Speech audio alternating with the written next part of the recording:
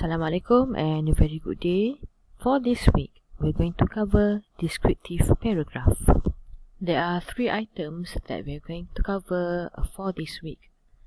The first one is the introduction to the descriptive paragraph. The second one, the elements of descriptive paragraph, which are the 5 senses. And lastly, the outline to the descriptive paragraph. You can refer to this part in the module, page 127.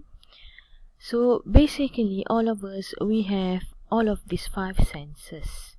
We have sight, that we use our eyes to see. We hear or listen using our ears.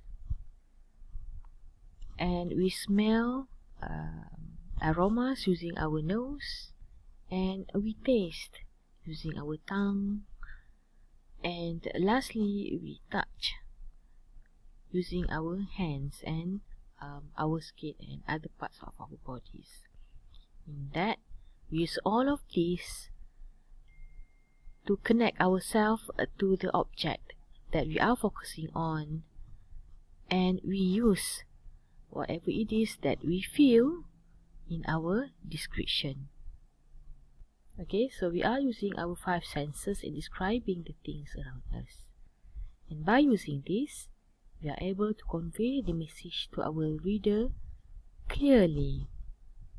We are bringing them with us into our world.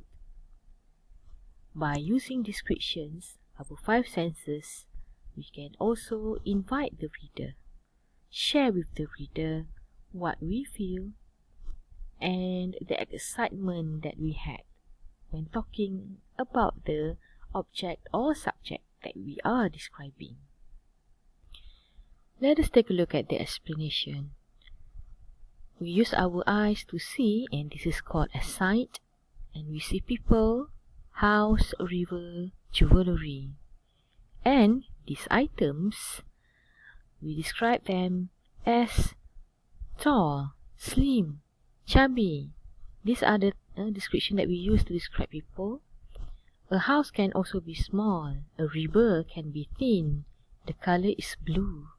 Jewelry, we can call them as shiny and dazzling. So ears, we use it to listen. Hearing. Okay. So we hear the sound made by cars, music, water, and laughter. And all of this sounds loud, soft, noisy, splash, okay, water. And what about the taste? Usually, we describe the food and the drinks that we have. We're going to describe about the cake, coffee, and the soup. And they are all can be taste salty, bitter, sour, mild, spicy. And nose that we use to smell, we use it to smell flowers, roses, meals, even garbage. And they smell sweet, lemony, fresh, bad, rotten. And touch, lastly, we use our hands and our skin, part of our bodies, to feel the texture. Okay, skin, books, and they feel soft, gentle, hard, firm, cold, hot, wet, damp, and warm. This is how we use adjectives to show a clearer picture of the ideas. Let us take a look at the first sentence. I wish to have a house for my family. This is not a descriptive sentence because there's no description of the house. The second sentence.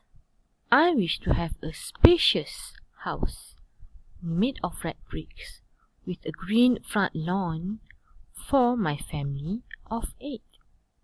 Here, the writer uses many adjectives based on the senses sight. A spacious house to describe the size of the house, and made of red bricks to show what the house was made of, and a green front lawn to show that the house has a bit of garden there, and the size of the family 8 members. This will enable the reader to imagine what the house looks like. And for the third element of this topic, which is the descriptive paragraph outline, let us take a look at the sample outline.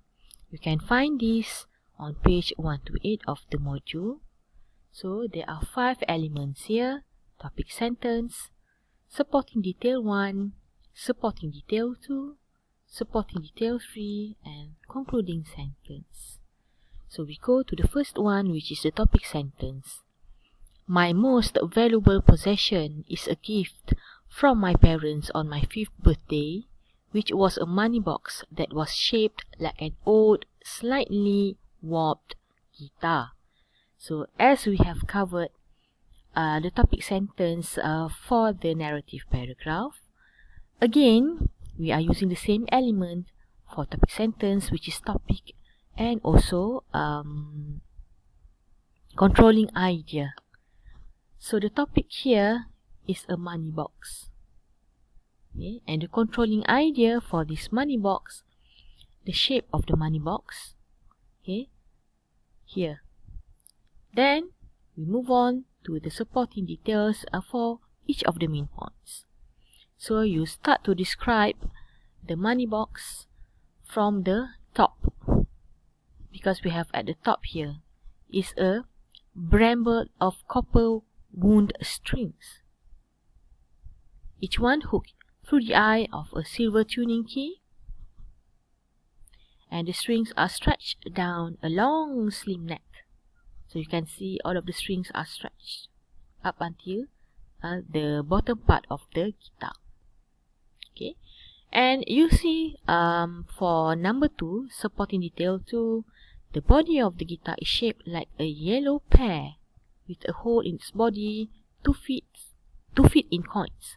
So you can, if you have eaten pear before this, and also you know guitar, therefore you can imagine the shape of this coin box.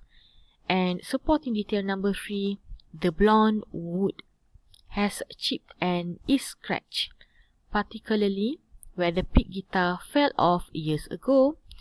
This is color, so you can actually know the color of blonde wood here. It is a lighter yellow, I would say, or lighter brown.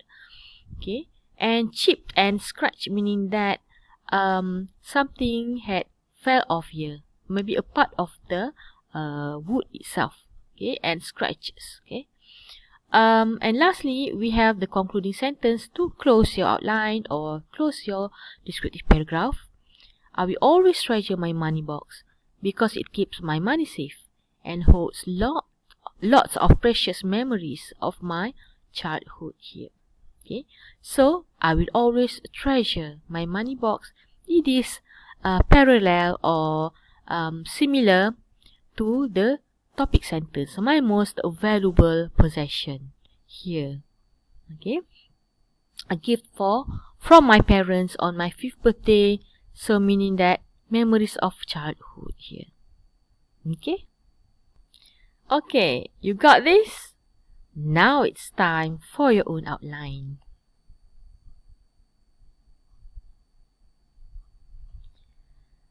Instruction or the question: describe the most cherished object that you have. So this is your outline. Come up with a topic sentence. Supporting detail 1, 2, and 3. You can use all of the 5 senses here. Only 3 here, but you can change it if you want to. And lastly, close your outline with a concluding sentence. If you have any questions, feel free to ask your instructors. So this is the end of a topic descriptive paragraph. Bye!